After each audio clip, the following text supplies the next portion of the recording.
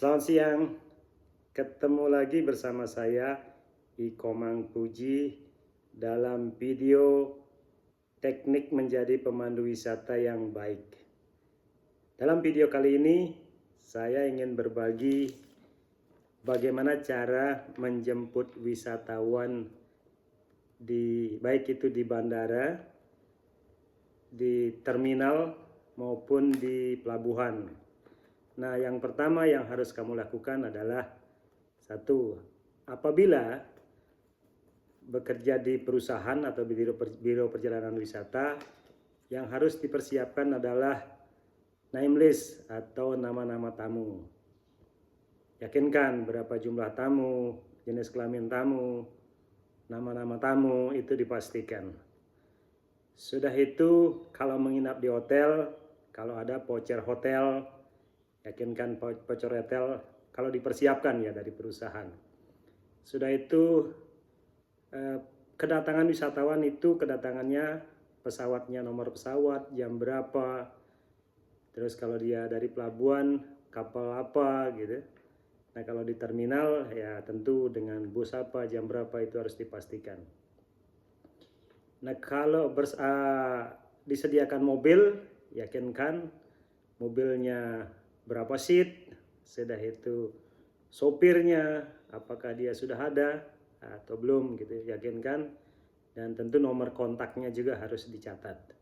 Nah kalau bawa sendiri, nah ini yakinkan bahwa kamu sudah mengecek keadaan daripada mobil tersebut. Sudah itu banner ya, ketika menjemput tamu tentu bannernya harus dipersiapkan juga.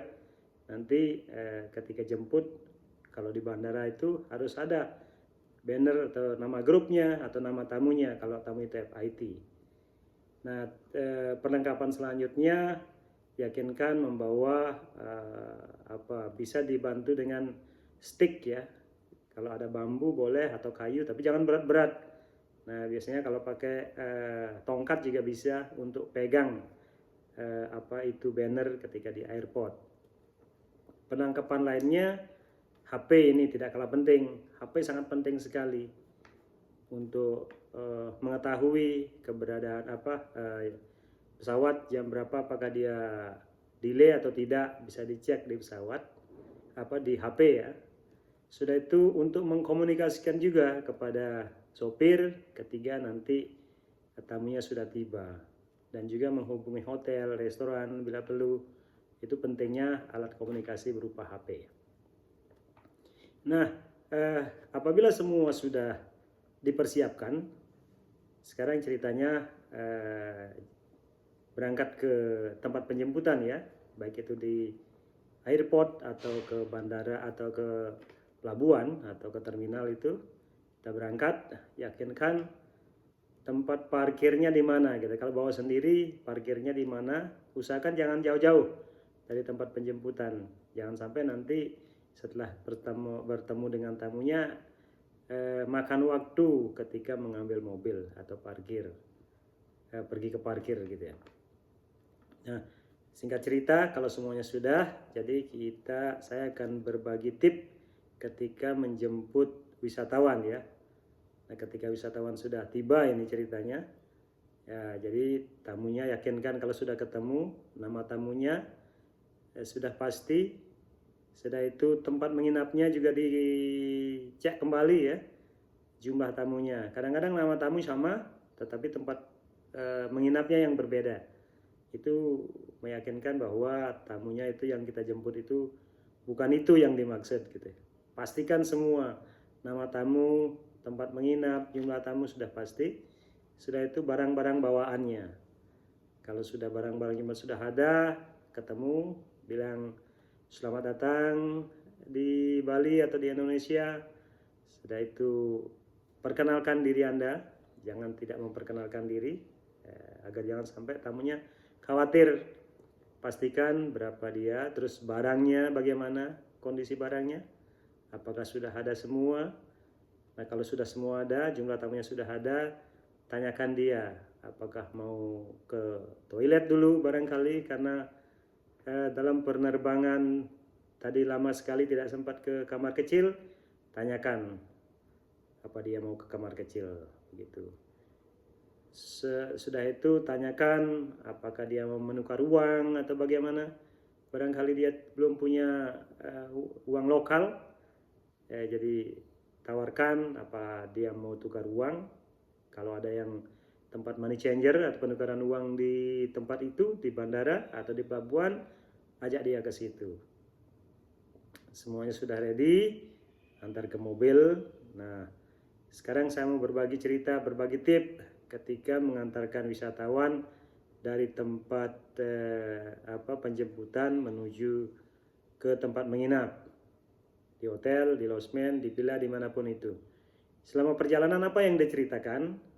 Nah, ini biar ceritanya itu, karena ini baru pertama kali dia menginjakkan kakinya di situ, tentu yang perlu diperkenalkan adalah sekali lagi nama Anda, pekerjaannya dari perusahaan apa begitu biasanya, perkenalkan juga perusahaan, jangan lupa memperkenalkan drivernya, sopirnya ya, terus co-driver yang membantu sopir itu.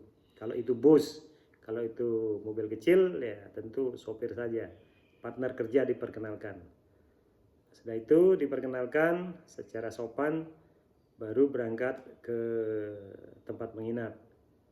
Dalam perjalanan yang bisa disampaikan, pertama bercerita tentang bandara itu tadi, atau terminal, atau pelabuhan itu tadi ya, bercerita singkat, nama pelabuhannya, nama bandaranya, begitu bisa dijelaskan.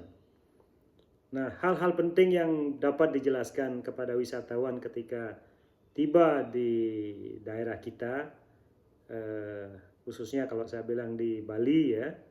Pertama, suhu juga bisa diceritakan, suhu keadaan Bali sepanjang tahun berapa gitu, biasanya 28 derajat sampai 30 derajat Celcius ya. Ini suhu penting disampaikan karena di negara mereka suhunya berbeda, ada yang minus, ada yang terlalu panas. Nah, suhu bisa diceritakan. Sudah itu mata uang ini penting sekali untuk diceritakan, karena mata uang kita dengan mereka tentu berbeda. Jenis-jenis mata uang bisa diceritakan seperti mata uang Indonesia yang bernama rupiah, yang terbesar berapa, 100.000, kalau ada bisa ditunjukkan. Sudah itu ada yang 50.000, ada 20.000, ada 10.000, 5.000, 2.000, 1.000 ya, itu dalam bentuk kertas. Kalau yang koin juga ada yang 1.000, sudah itu 500, ada 200, ada 100. Nah, ini diceritakan. Nah, berapa rate-nya? Nah, ini juga perlu disampaikan kepada mereka. Terus kalau 100.000 itu kalau di Bali belanja dapat apa begitu? Dari 100.000 barangkali dapat beli baju kaos, atau kalau 50.000 dapat apa? Dapat makan siang sekali begitu. Itu analogi bisa diceritakan. Kalau 10.000 dapat apa? Barangkali dapat beli jus satu begitu. Kalau di supermarket bisa beli soft drink begitu. Nah, itu analogi ya. Jadi minimal tamu yang kita jemput, kita handle itu paham, tahu nilai-nilai mata uang itu. Nah, rate-nya juga disampaikan ya. Setelah mata uang, yang perlu disampaikan kepada wisatawan kita adalah minuman dalam hal air ya, air mineral yang bisa dikonsumsi, apa mereknya begitu. Sudah itu jangan sekali-sekali dia dianjurkan untuk meminum air keran begitu seumpamanya. Karena air keran di Bali, di Indonesia kan tidak layak untuk dikonsumsi. Mungkin kalau sikat gigi bisa dianjurkan, tapi kalau minum jangan. Nah, di mana dia dapat minum? Nah, mungkin beli yang namanya mineral water ya, air mineral. Nah, itu juga berkaitan dengan harga bisa disampaikan. Terus yang perlu diceritakan lagi keadaan cuaca di Bali atau di Indonesia, cuaca bagaimana. Nah, iklimnya bagaimana? Iklimnya dibagi dua kan, Ada musim panas, ada musim dingin, musim dingin nggak ada, musim panas dan musim hujan gitu. Kemarau dan musim hujan. Nah, bulan berapa kalau musim panasnya kan dari April sampai September ya musim panas atau musim kemarau. Nah, dari mulai September, Oktober ke April itu biasanya musim hujan. Nah, bagaimana situasi hujan? Apakah sepanjang tahun hujan? Kan tentu tidak kalau di Indonesia. Nah, hujannya barangkali yang puncaknya itu di Desember atau Oktober, November, Desember itu sudah puncaknya. Yang selanjutnya boleh diceritakan tentang keamanan kita ya. Keamanan Bali pada umumnya. Bali atau Indonesia kan aman ya. Walaupun ada kriminal-kriminal kecil, tetapi secara umum Bali aman. Nah, itu hal-hal penting yang bisa diceritakan kepada wisatawan ketika dia menginjak pertama kali di Pulau Bali atau di Indonesia. Nah, ini bisa diceritakan dalam bahasa yang Anda kuasai tadi, dalam bahasa Inggris, dalam bahasa Itali, dalam bahasa Korea, bahasa Mandarin, Jepang, Jerman, Prancis, Spanyol, Rusia, itu bisa diceritakan. Nah, itu dulu video singkat saya berkaitan dengan teknik menjadi pemandu wisata yang baik. Apabila tertarik, silakan like, komen, share. Nah, kalau bisa subscribe, saya akan membuat video-video berikutnya dan saya berjanji akan membuat video dalam bahasa asing ketika menjemput di bandara. Seperti cerita tadi, saya akan translate dalam bahasa asing. Demikian dulu, terima kasih atas perhatiannya. Om Santi Om.